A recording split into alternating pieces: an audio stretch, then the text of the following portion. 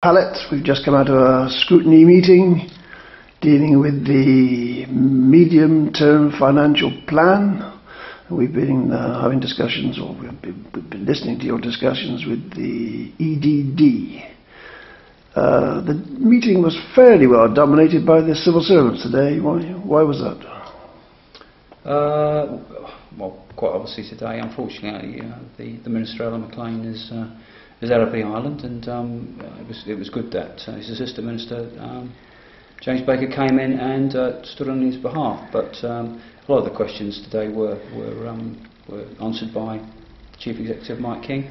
A lot of them were on policy decisions, but there probably was an opportunity there for the Assistant Minister to be more involved. But in terms of what we got out of the meeting, I think it was important that we got the questions answered, and that was clearly the case today. The meeting will go out on the podcast so people can check for themselves, but the actual personnel there, on your side it was 2 constables and a deputy. On the other side it was a deputy, and I think it was 3 or 4 officers. 2 of the officers, females, said virtually nothing. I think one spoke about 10 words at the end of the meeting.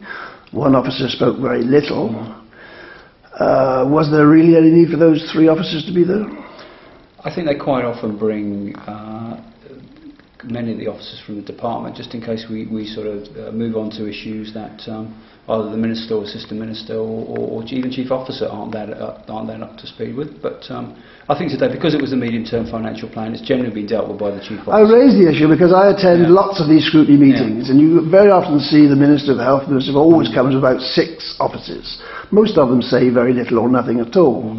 And there's always this great retinue of paid officers in attendance. And we're always talking about efficiency and savings and such like, and I sit round and I think, well, this is where it ought to start, isn't it? Well, all the ministers are different. I mean, I deal with 3 ministers. They all deal with different ways. They all bring various numbers of the chief officers and staff. It's not really for me to criticise. They've got to deal with these scrutiny meetings in the way that they feel best fit.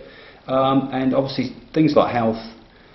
It's not for me to defend any of the ministers. I'm sure they can defend themselves. But in terms of something like health, for example, it's a very technical department. A lot of the issues are very technical, and sometimes they do feel that they do need to have that officer support. But I'm sure Anne Bright could answer that question better than me at the end of the day. Unfortunately, she won't answer it to me, but then I'm only a mere member of the public. Today, from my perspective, one of the most interesting questions was asked by yourself about when it was said that we wanted to develop our activities more in the Middle East and such places. You picked up on the human rights record of such places as the Middle East, and China for that matter, and whether it was proper for us to be developing that sort of trade. The answer, which came back from the civil servant, was rather non-committal, wasn't it? Well, the good thing about the Chief Officer answering it was that he has got some experience of working out in the Middle East, so it was really more of a political question. But a lot of the time we get the comment that Jersey is a big hitter in the international community, certainly in the finance industry, and with that comes some responsibility, I feel. And I think the issue of human rights is something that I think we should be aware of, even though we're only a small island. That's something that we should be aware of. And if we are going to go to some of these countries and do trade, I think we should be aware of those issues. The whole Gulf region generally has got issues around some of the human rights, and Saudi Arabia is no different, as are 1 or 2 others. It's no secret about some of their human rights violations. It's on the internet. Anybody can put human rights violations in Saudi Arabia onto the internet, and you will get countless reports of executions, beheadings, all types of what I would consider to be human rights violations. And I think to not consider it as an island, I think is really burying our heads in the sand to it a little bit. I'm not saying we can't do business with them, but I think we need to make sure that we have a responsible attitude towards how we do business there. The civil servant also batted it slightly by saying, well, that's a political question, implying that he shouldn't be answering it, but the politician was sitting next to him, of course, the Assistant Minister. Well, absolutely, but again, I'll go back to the first point that it was. I mean, I did aim it very much in a political sense rather than a chief officer sense. But I take Chief Officer Mike King's point that he has had an awful lot of experience working out there. Has worked there for some considerable time. His view was that it's better to actually be participating with these countries than completely annex them and have nothing to do with them. That's the only way you're going to change attitude is to have a dialogue with them. I'll be interested to see what type of dialogue we have with them, because we obviously, if we're working out in the Middle East, there is dialogue taking place. The Deputy Baker, when he's one of the 51, he has a responsibility because he joined the clan, so he's supposed to express, but he also has an army background, so he must have experienced life in some of these places himself, and he must have seen where human rights violations take place. I mean, it can't be something that's unknown to him, can it? No, I'm sure. I mean, obviously, I've had some private conversation, not about this particular subject with James, and he's very knowledgeable. But again, some people wish to make their feelings known. I'm not a great expert on human rights issues, but I certainly have got a conscience when it comes to some of these very important types of issues. And I think Jersey does bat above its weight, and I think we need to make sure that on issues like this that we're doing the same. Of course, Jersey's own record on human rights is not impeccable, is it? There's an awful lot of conventions which we haven't even signed up for. Basic things, right of the child, women's rights, very basic things, and we've still not got any anti-discrimination legislation in place. No. I expect even Saudi Arabia's got that in place. Disappointing. We seem to hide behind European regulation when we want to. We don't pick up some of the basic discriminatory laws that we should pick up. We're moving in the right direction slowly, but I would like to think that. You were one of two constables there on the scrutiny panel today. Yeah. The other constable said nothing for the entire proceedings. Yeah. For people like myself who are somewhat critical of the role of constables, that seems to rather support my case, doesn't it? But then again, I think we've got to realise that much of the preparation for a scrutiny panel meeting is as you're all well aware, is done a day or 2 days before. And again, I don't need to defend any of the scrutiny panel members. They play a huge part in scrutiny. Some of us have had more issues today that we felt we needed to bring up than others. But I'm not going to. It would be wrong for me to criticise any other scrutiny panel member.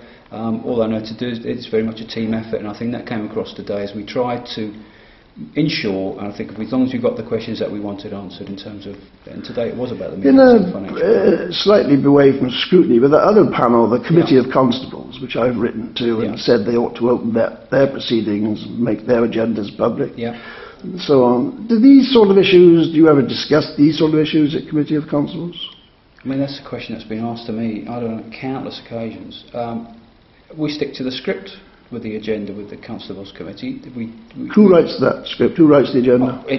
The agendas are from every constable. Anybody's got an issue, it's brought up. I mean, the discussions, generally speaking, are based on things that revolve around the type of issues that the constables deal with. I cannot remember, since I've been there, we've had any what I would consider to be a political discussion in terms of states debates, apart from, for example, the changes in the honorary police law, which obviously had an effect, and it's something that we needed to discuss as a group, but or policing issues, for example, that may come up within states debate. But in terms of political issues, as in employment legislation and issues like that, no discussion takes place. It's not the place for the constables. You don't think it is? You don't think constables are political people? I think constables are political people, but that discussion is for the States Chamber, not for the Committee of Connotab. It meets once a month for 3 hours.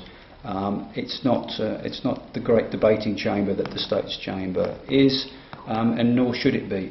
It relates to specific issues that the constables deal with. Today's scrutiny panel, from my perspective, it was handled rather gently by your chairman, Deputy Luce. He seemed to be rather forgiving of the answers that was receiving, not very critical. Did you share any of that feeling, or do you support the way it was handled?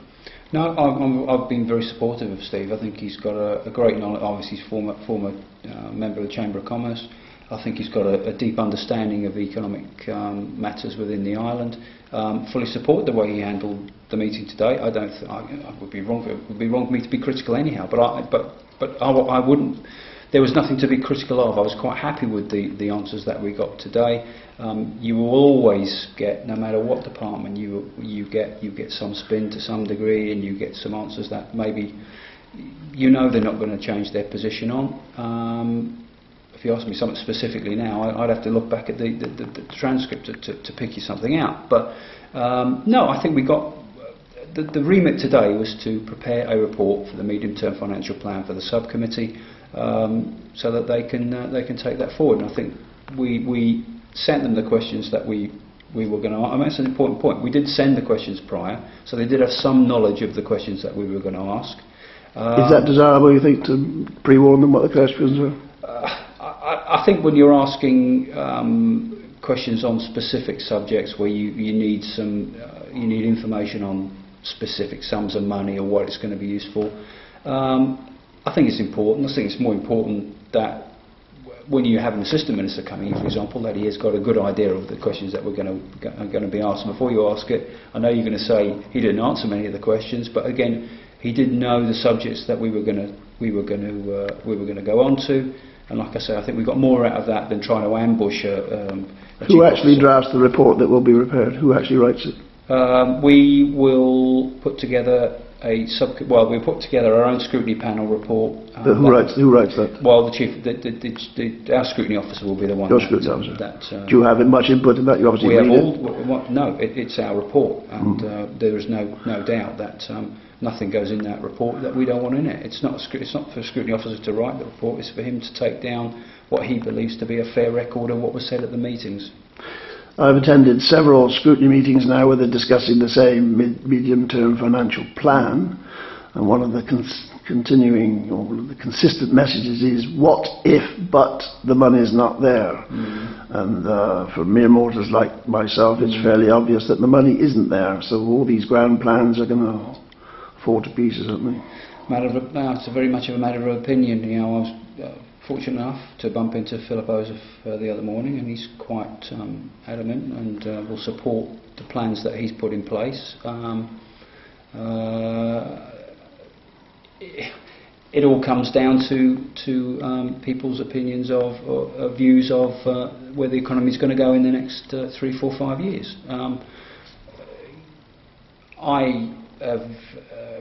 We've got to have the debate on the medium-term financial plan. I'm sure different perspectives and different views will be put across, but I'm generally supportive of the sort of direction that EDD are trying to take the island. I think we generally need to be more diverse in some of the ways we do business, and I think they've shown a direction. A lot of it is going to come down to figures at the end of the day, and whether the projections are going to be correct. Now, a lot of that might be a case of suck it and see over the next 3 or 4 years, but I'm interested to see what issues are going to come up in the debate. I've spoken to several states members. Some are sceptical of the plans and the figures. Others, the complete opposite, fully supportive. So it's going to be quite an interesting, fiery debate, no doubt, about the future of the island. One of the department, I don't know if it might have been the assistant minister actually said it, about having to raise money for public services, to fund public services today. Is the use of capitalism to fund socialist activities the way it should be, do you think? You better explain that one to me, because you lost me a little bit there. Well, we're at the sharp end of capitalism, aren't we, in the finance industry? Oh, we certainly are. I mean, it is the sharp end, absolutely. But I mean, he explained it today, I think, quite adequately when explaining the grant to Jersey Finance. That if the finance industry does still generate, in terms of tax revenue, the greatest part of our budgetary requirements. So we think we've got to be, we've got to understand that's where we currently are. But like I said before. We do need to diversify a little bit. We do need to be less reliant on the finance industry. That's going to take time. It's not going to happen overnight. We'll leave it there. Thanks much indeed. No problem. Thanks very much. Cheers.